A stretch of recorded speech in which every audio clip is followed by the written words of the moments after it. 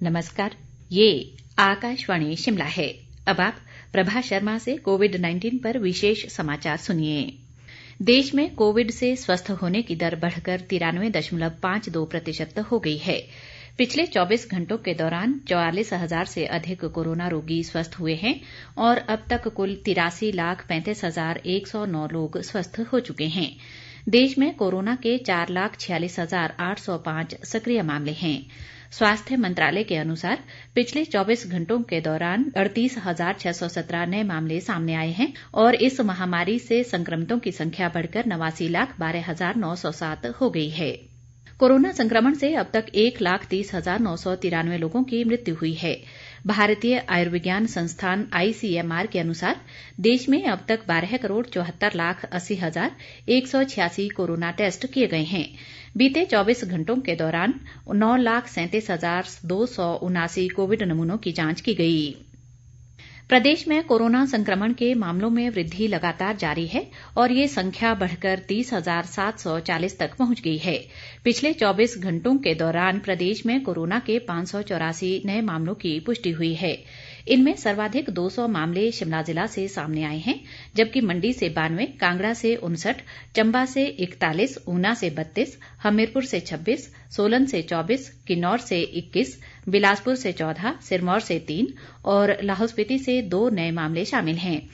स्वास्थ्य विभाग द्वारा जारी बुलेटिन के अनुसार मौजूदा समय में प्रदेश में कोरोना के 6,772 सक्रिय मरीज हैं और 23,484 रोगी अब तक स्वस्थ हो चुके हैं।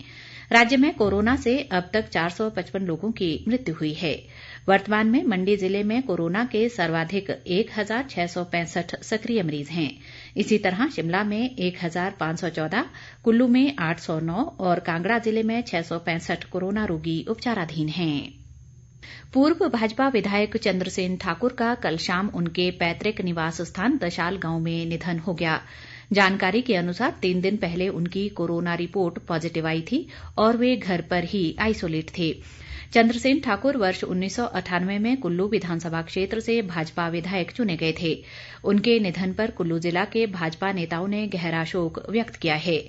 मुख्यमंत्री जयराम ठाकुर ने चंद्रसेन ठाकुर के असामयिक निधन पर गहरा दुख जताते हुए उनके परिजनों के प्रति संवेदना प्रकट की है। केंद्र सरकार ने स्पष्ट किया है कि सामाजिक न्याय और अधिकारिता विभाग ने कोविड महामारी के दौरान छात्रवृत्ति योजना के लाभार्थियों को परेशानी से बचाने के लिए योजना पर अमल करने वाली एजेंसियों के साथ पूरे तालमेल के साथ कदम उठाए हैं। कुछ खबरों में कहा गया था कि विद्यार्थियों को छात्रवृत्ति के भुगतान की देरी से मुसीबतों का सामना करना पड़ रहा है। सामाजिक न्याय और अधिकारिता मंत्रालय ने एक विज्ञप्ति में कहा है कि अनुसूचित जातियों के विद्यार्थियों की 10वीं के बाद की छात्रवृत्ति योजना के तहत विभाग ने केंद्र सरकार के हिस्से की 75% राशि का जून तक राज्यों और केंद्र शासित प्रदेशों को भुगतान कर दिया था।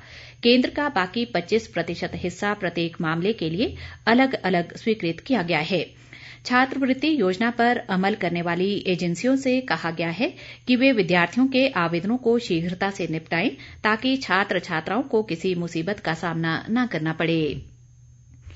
ऊना जिला की विभिन्न पंचायतों में कोरोना संक्रमण के पॉजिटिव मामले आने के चलते संबंधित क्षेत्रों को कंटेनमेंट जोन घोषित करने के आदेश जारी किए गए हैं। उपायुक्त राघव शर्मा ने बताया कि कोरोना संक्रमण के प्रसार को रोकने के लिए ये आदेश जारी किए गए हैं। उन्होंने कहा कि कंटेनमेंट जोन घोषित किए गए क्षेत्रों में अब तुरंत प्रभाव से आगामी आदेशों तक कर्फ्यू में ढील नहीं दी जाएगी। राघव शर्मा ने कहा कि कंटेनमेंट जोन में रह रहे विद्यार्थियों जिनमें कोविड-19 के लक्षण न हो उन्हें परीक्षा देने के लिए जाने की अनुमति रहेगी।